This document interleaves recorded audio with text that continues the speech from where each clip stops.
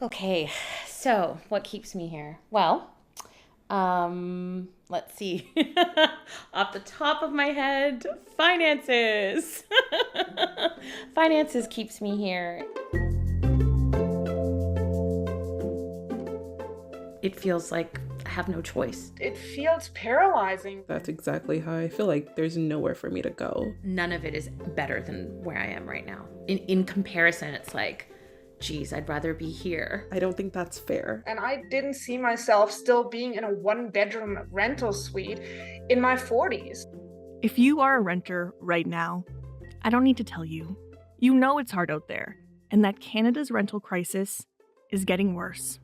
Housing supply is low, and mortgage rates have shot up thanks to the Bank of Canada's interest hikes. Experts say that some landlords are passing those costs on to tenants.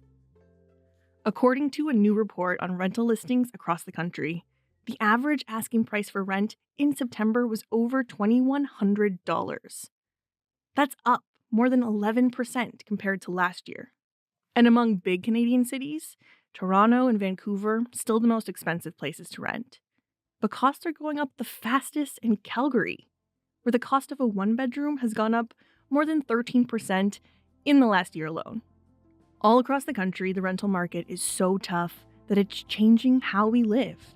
To get by, more people are getting roommates, and the crisis has given rise to something else: the rent trap.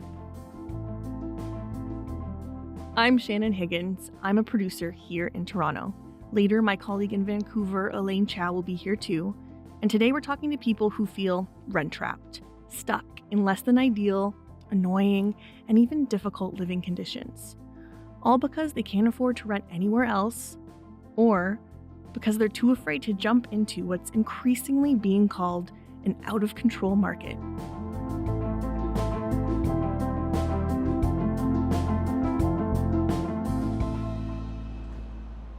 And we'll start with a renter who I recently met up with in Toronto. Okay, so I'm in Regent Park in front of a condo building. I'm just about to meet somebody with a very unique living situation here in Toronto. She is a wedding officiant and photographer, and she is stuck living with her former partner. So I am outside their condo building where they share a 2-bedroom apartment. I'm gonna go in and find out what it's like to be rent-trapped with an ex. Hi, Zara, it's Shannon. Wow, you're like plugged in and ready to go. If you're okay with it, I'm recording. Yeah. So I'm here. Hi. Hi. Nice to meet you. Nice to meet you. My name is Zara Baksh, and I am in my condo in the East End of Toronto.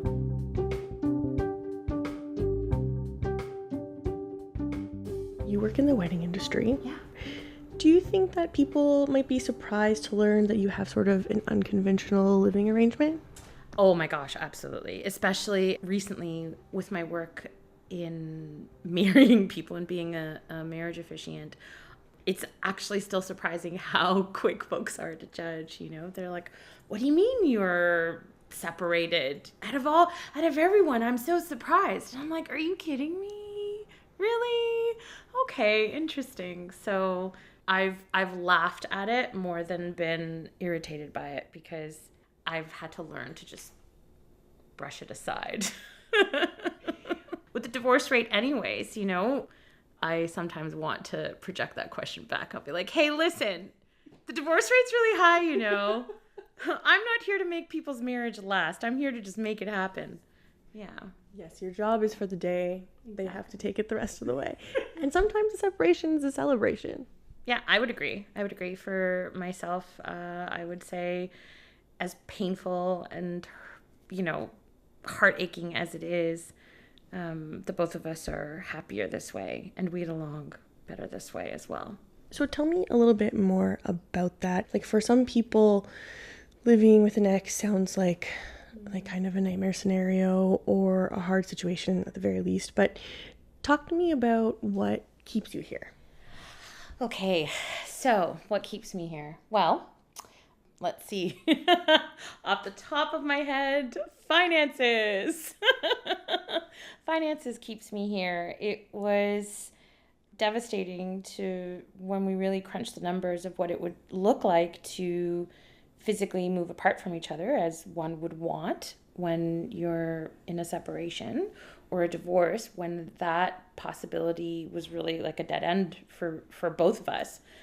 We came to this place of being each other's community, even though our marriage is not going to be sustained. Yeah. So it sounds like you've reached sort of an equilibrium. Mm-hmm. Would you say you feel rent trapped? Absolutely. 100%. I feel it runs laps in my mind a lot of the time. If I was to leave, I would still be entering the same price point, but perhaps the quality of my home would be different, right? Or even if I was to save a couple of, even maybe let's say $1,000 by renting a room with someone, then my safety is in question because I'm not protected under the landlord and tenant laws. So it feels like no matter how I am to slice it, none of it is better than where I am right now. In comparison, it's like, geez, I'd rather be here. How does that make you feel? Like I'm forced to live in a way that is just really it's beyond not ideal, just from mental health, from wanting to move on, from wanting to sustain my own life again. Like it feels like I have no choice.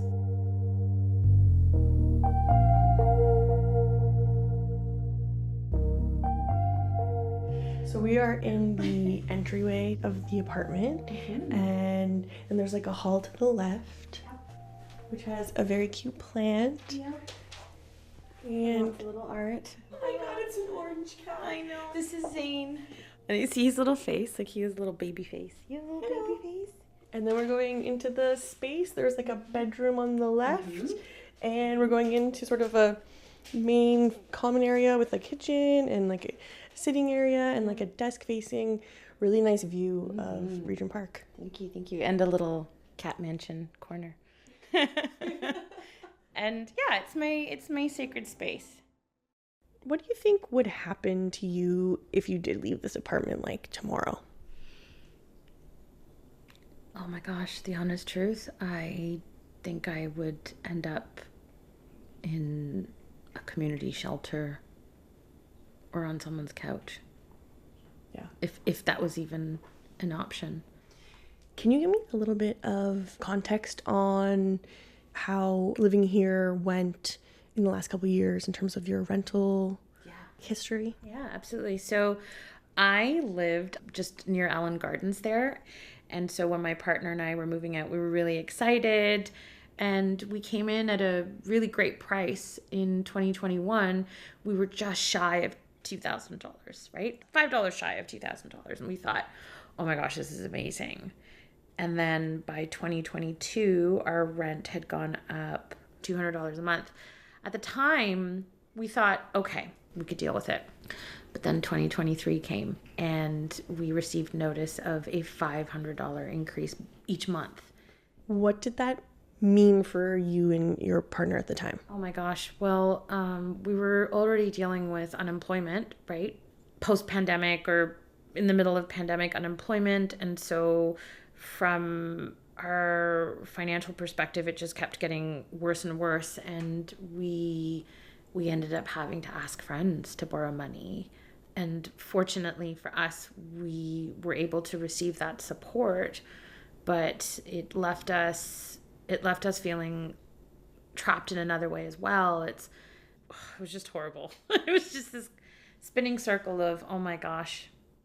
Do you want to share a little bit about what it was like when you decided, you know what, I'm staying here? In choosing to be here, we're choosing to also, because the rent will go up again, and we're choosing to fight back. So one of the things that we talked about was, hey, when they come and they increase the rent again for 2024, we're just going to decline. And, you know, it'll go to the landlord and tenant board. It'll do what it'll have to do, but we're no longer, it's like the panic was so big. We were just like, okay, no matter what we do, we're going to panic. So we might as well just panic here. If that makes any sense, right? Yeah. I'll panic here, but instead of somewhere else, you know? like shelter in place. Yeah, exactly. Yeah. This is a nice place to panic. It's actually very Yeah, calm in here. exactly. You can't. There's incense that's on right now. It's a very zen place. It is zen. Yeah. And yeah, thank you for noticing that, because that's what we've done to the place on purpose, is to make it as calm and warm and inviting and meditative as we can. So while we are stressing out, like you said, it's better to stress out here where, yes, it's challenging, but it does feel like the minute, if we were to ever step out that door right now and say, okay, see you later, we're off to find cheaper rent, it's a gamble at this. It is a gamble. Do you want to talk about some of the, I don't know if it's so sad, it's funny, or so hard that you have to laugh about it, but like, what is it like living with someone that you used to be with that you're no longer with? You know, we were best friends, and what we've decided on is, as long as we're living together, we're just going to be as kind and compassionate to each other as we possibly can, because with the climate, we've even gotten to the point where we think we might end up living together for quite some time. It might be 3 years. It might be 4 years. I don't know. I have no idea. I'm terrified to see where Toronto's going, and also hopeful, you know, delusion. There's a little delusional hope there. And our little hopeful delusion is that even though we're not married, just as two human beings, we can support each other. That's kind of, this is like stuff that's hard to do when you are married or you are together. So it's really admirable to be so grown up about it. And I'm happy that is it working out? Yeah, no, it is working out. In fact, him and I laugh a lot, actually. We're just like, this is hilarious. You know, he doesn't want to be in a marriage, but yet we're acting like we are in a marriage. So I think the height of our mental health is in question here as well. And, you know, I have a big goofy smile on my face right now, is because I just know that we're both committed to just making it better, you know, because it feels like everything's just getting worse and worse by the day. Where is my little guy? Zane. Zara is not the only renter in Toronto feeling tense. Since early summer, hundreds of people in the city have gone on rent strike, refusing to pay, they say, to fight back against the rising cost of housing. And living in Canada's most populous city is getting more expensive for renters. Toronto rents are up by nearly 5% compared to 1 year ago. On average, a one-bedroom will set you back just over $2,600 a month. And that's left some people clinging to apartments they don't really want anymore. My name is Catherine Jasmine. I am currently living in a one-bedroom apartment in Toronto, close to Hyde Park, and I'm paying $1,900 in rent, and I am feeling rent trapped. Catherine is a German immigrant, and when I spoke with her, she was busy preparing for a flight home. But before she left for the airport, Catherine really wanted to talk. Are you all finished packing for your big trip? Almost, yeah. I just have to shower and then get ready and leave the house. So yeah, oh my God, packing is the worst. It's always such a struggle. There's been plenty of things about rent or mortgages and people struggling with housing and that, but it's always like either it's homeowners whose mortgages have doubled, or it's people that literally scrape by and live in really shitty apartments. But nobody really ever has talked about the middle class and how the middle class is struggling. And yes, we are still very fortunate, but also we're struggling. Catherine lives in a pretty nice neighborhood, but she's not happy with her apartment, and despite being well into a successful career, leaving doesn't seem possible. I feel very rent trapped or stuck at the moment because I moved to Toronto about a year and a half ago, and this place just was convenient to where I needed to go for work. And so I took it, and it's like a 650 square foot one bedroom apartment. So it's a nice apartment. But I kind of also took it because I thought, we'll see, like once I get my footing in the city, of where I actually really want to be. So I was kind of like under the gun of choosing a place in order that I'm not like living on the street. And now I've lived here for a year and a half, and it is still a nice place, but it's also very loud. Like there is just constant gardening and garbage trucks and screaming children. And it's like, I mean, it's a big apartment complex. It's like 3 buildings with 200 units each. So it's just loud. That's just what it is. And so now I can't move because what I'm paying here probably is now like five, six, $700 more a month. And it's really wearing me down, like mentally. I like whenever I'm off a job, I just have to leave town so that I can like decompress and not be around this noise all the time. I'm just getting so frustrated because I don't have an alternative to where I'm at right now. And being stuck doesn't feel very good, especially as Catherine gets older. It feels paralyzing, really, and really frustrating because I'm like in my 40s and I didn't see myself still being in a 1 bedroom rental suite in my 40s. Like I thought that at this point in my life, I would have been at least able to afford a little home that is a 2 bedroom so I don't have to work out of my bedroom, and that I can have guests over and they can stay a night and they don't have to sleep on the floor. My family is overseas. I would love to be able to host them for a change, but I can't because I don't have the space. So none of my friends and very few of my family have actually visited me in the last 17 years I've been here. Even like having a dinner party, I'm like, I only own 3 chairs. So it's just like it's limiting in your social world as well. Catherine tells me that if she could get a job elsewhere, she'd be long gone. But this is where her work is. So instead, she lives with a lot of fear about where the rental market is headed.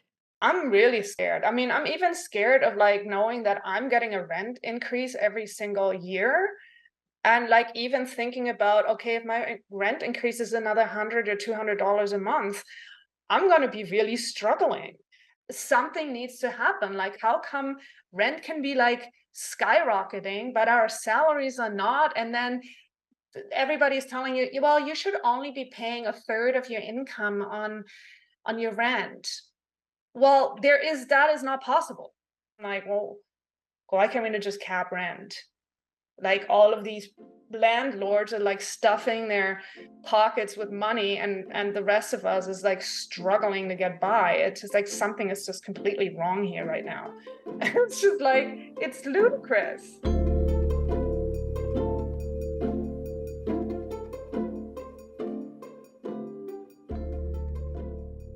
For a little context on what's happening in Ontario, the provincial government capped 2024 rent increases to 2.5%. That's well below inflation. But the cap does not apply to any rental units that came to market in the last several years. That's because in 2018, Doug Ford's newly elected progressive conservative government rolled back rent control on all units built or occupied after November 15th that year. They said it was a strategy to incentivize developers to build more purpose-built rentals. And according to new Housing Minister Paul Calandra, the focus has been getting way more rental homes built, something he admits isn't happening fast enough. So there is a lot happening, but we have to move quicker and we have to do more if we're going to meet these targets of building 1.5 million. That's why the task force recommendations are... My name is Saye Pashai, and I'm 27 years old. I'm an immigrant from Iran. I'm a trans woman, and now I live in Toronto. At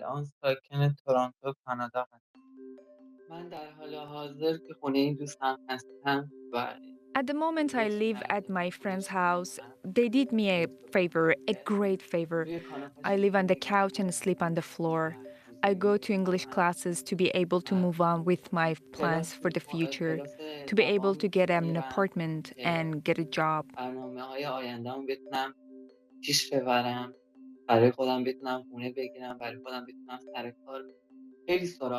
looked for a new apartment and checked many of them to be able to leave. But unfortunately, it's either too expensive or they would rather not rent the apartment to a member of the LGBTQ community. When I talk about an apartment, I mean just a room. You can't even find a room for $1,000 a month. Unfortunately, because of all these difficulties, I tolerate my current situation. I feel rent trapped because, in my view, first of all, because I'm a trans woman and this society is no different from Iran. The name might be different.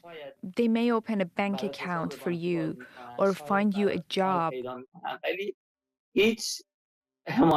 but there's no support for finding them a place to live. People like me who come here after years of hardship in Turkey and Iran think this is a salvaging place, their heaven. But I've been living here for the past 5 months. I've seen nothing in this country. This dreamy heaven, they say, nothing.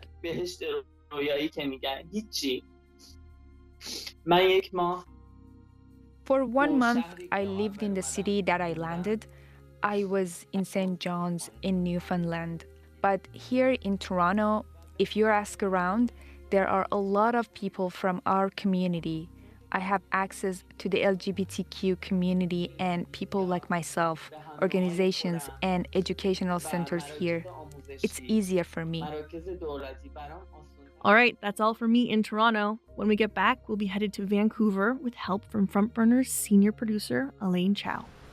I guess what goes through your head when you hear about kind of the price of rent going up so much? I feel very sorry for any newcomer in the city. That's what the challenge is.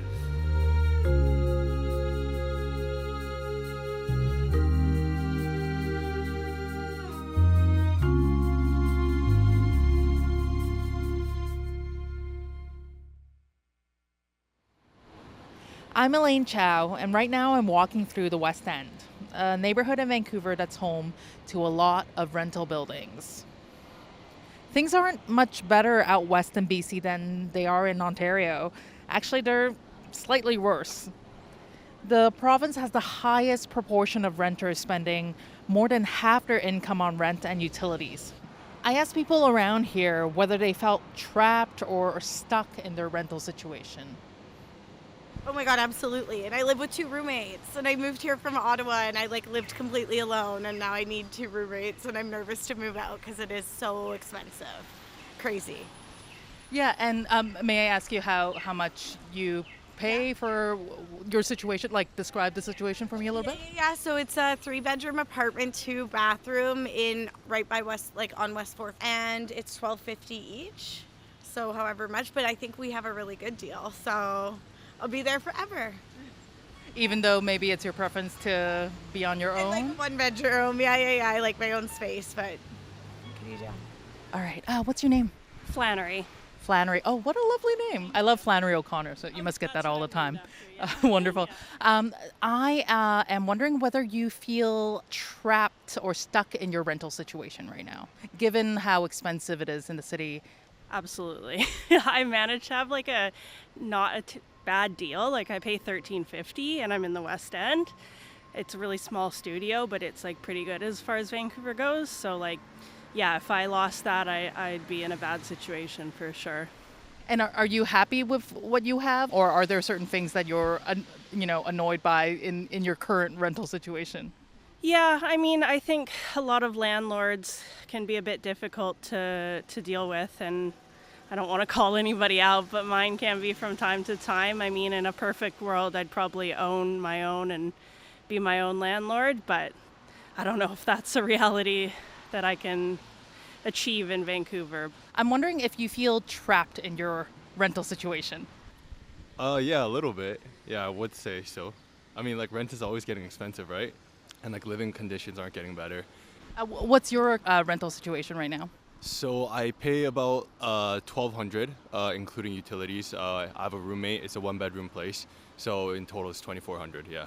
Okay, it's 1 bedroom, but you have a roommate, so it's limited. I live in the room, and then he lives in the living room. So yeah, we have our own space. Yeah. Yeah. And how big is the space? This is not a lot. I'm not really good with square footage, but But you're talking about that apartment building over there. I'm guessing probably around 500 square feet or something like that for a one bedroom? A bit more because it's the corner one, but yeah, around there, yeah, I would say, yeah. Right. And this is like we're in a part of town that's a little bit old, where there are older rental buildings. Would you ever consider moving out? Does that even feel possible? Actually, no. I actually used to live in like Gastown, which was like much worse. So like this was an upgrade for me. Yeah, honestly. Yeah, but then I'm still in school right now, so like after I graduate, I'll move. Yeah, that's the plan. In Vancouver, the average price for a one bedroom is now just a little bit less than $3,000 a month, and nearly $4,000 for a two bedroom. And those prices, they're only set to go up. In September, the province announced landlords will be able to raise rents up to 3.5% in 2024. So I'm just subleasing a apartment off another girl. I met someone who had just moved from Australia. Her name is Alice. She's subleasing and living with a roommate, and she considers herself really lucky given the circumstances. You probably know about how expensive it is in the city, how unaffordable it's become for a lot of people. And I'm wondering whether like you feel like you are stuck in the situation that you're in. It's definitely expensive. Before I moved here, I did a lot of research and found out that it's really expensive. I don't know. I wouldn't say I feel stuck, but I think it'd be challenging to find another place. If you don't mind me asking, like, what is the kind of cost right now? It's $1,300 a month I'm paying. Okay, and you're sharing is it a one bedroom, two bedroom? Okay. Compared to what I was paying in Australia, I'm paying roughly the same, like with the conversion, and I had a two bedroom apartment to myself in Melbourne.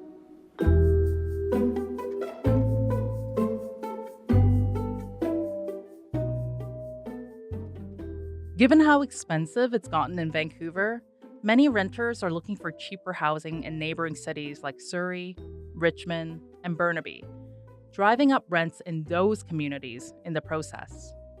A few weeks ago, I talked to a young woman who feels rent-trapped in Burnaby, who can't even imagine being able to move out on her own. Hi, my name is Gabrielle Sarno. I live with my older sister and her son. So right now I'm like working 3 days a week and I give about like half of my salary just for rent. Gabrielle and her family, which includes her sister, nephew, and her brother, rent a 3-bedroom apartment. They're originally from Nigeria, and Gabrielle was 5 when they made the big move. She goes to a local community college on most days, but also works part-time to support her sister. Gabrielle wants to find her own place. She's even looked into it. Me and my sister, we were very curious to see what the living market was like. So a couple of months ago, we went online and searched up for like a 1-bedroom apartment. And the cheapest thing we were able to find was like one that costs $1,200. It was like all the way in Surrey, and it was just for the 1-bedroom. Oh my goodness, like there's no way I could live in that type of environment. And at this point, I'm going to be living with my older sister for a very long time. That living situation means limited space and not a lot of privacy for each member of the family. A lot of the times, everybody's in their room, and the main living area is like my nephew's to do with whatever he wants to. But like he plays video games, and oftentimes I can hear him yelling while I'm trying to study. So it can be very hard to deal with. Our kitchen is a little bit bigger, and there's like a huge clear like dining room space, and that's all his room at this point.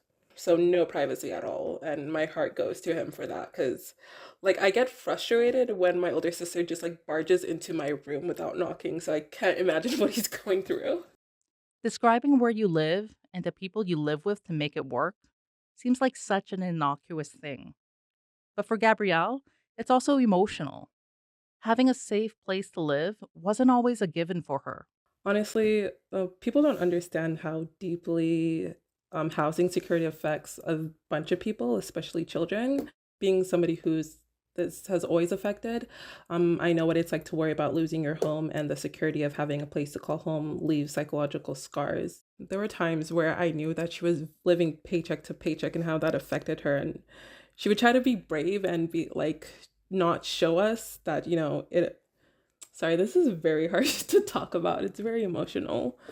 Like she would try to put on a brave face for everybody, but we all knew that like how much she was suffering. And because we saw that, it made us suffer too because, not knowing whether you had a place to stay the next day, it really put so much stress on everybody.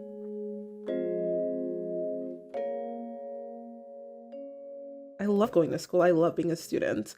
But the fact that I had to choose between, putting my education first and getting my basic needs met, I don't think that's fair. So, if whenever they say like students nowadays don't love to learn, it's not that at all. It's the fact that you guys are not giving us the support that we need.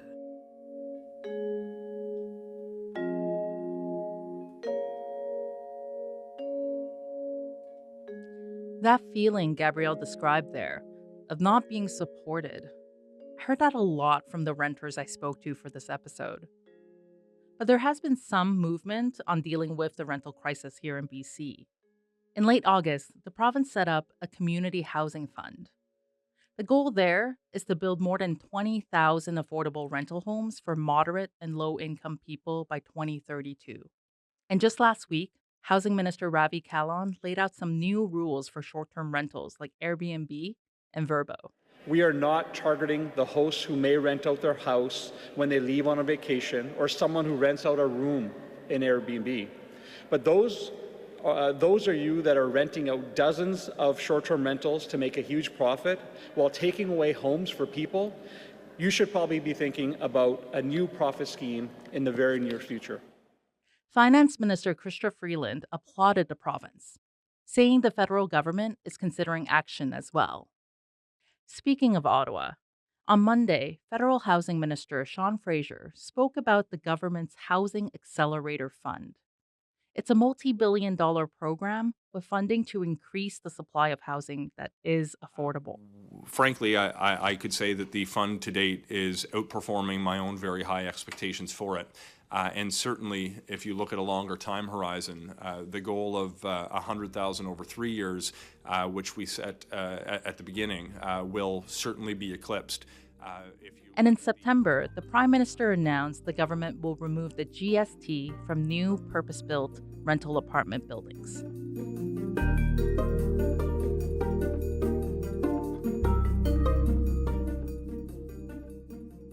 Before we wrap up here, I'd like to return to Zara, the Toronto wedding officiant we heard from at the beginning of this episode. Here's our producer, Shannon, with a final question. Would you have a message for leadership right now about what needs to happen? Give it to me. Stop it. Stop it. That's my message. Just stop it. I mean, I have more questions than messages, right? And don't we all have questions? And really, like, why do we need to do this? The suffering is too much. I don't understand why our government, to me, it feels like, would continue to choose to break down a city through this lack of housing. It's not even about rent control. It's also the lack of inventory for us as well, and how competitive it is. And I also want to talk to the landlords, not even just the governments. I want to speak to the other people in power. And how do we live in a world where you can raise the rent by $500 a month? Our salaries aren't going up. Or am I getting paid an extra $5? Where is this money coming from? Do I get to turn to my boss and say, hey, listen, I've decided I want $500 extra a month in income. So, how absurd is that?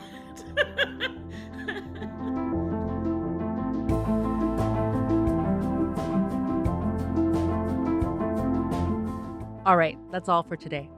A special thank you to our CBC Montreal colleague, Atefe Padidar, for her translation work. I'm Elaine Chow. Thank you for listening to Front Burner.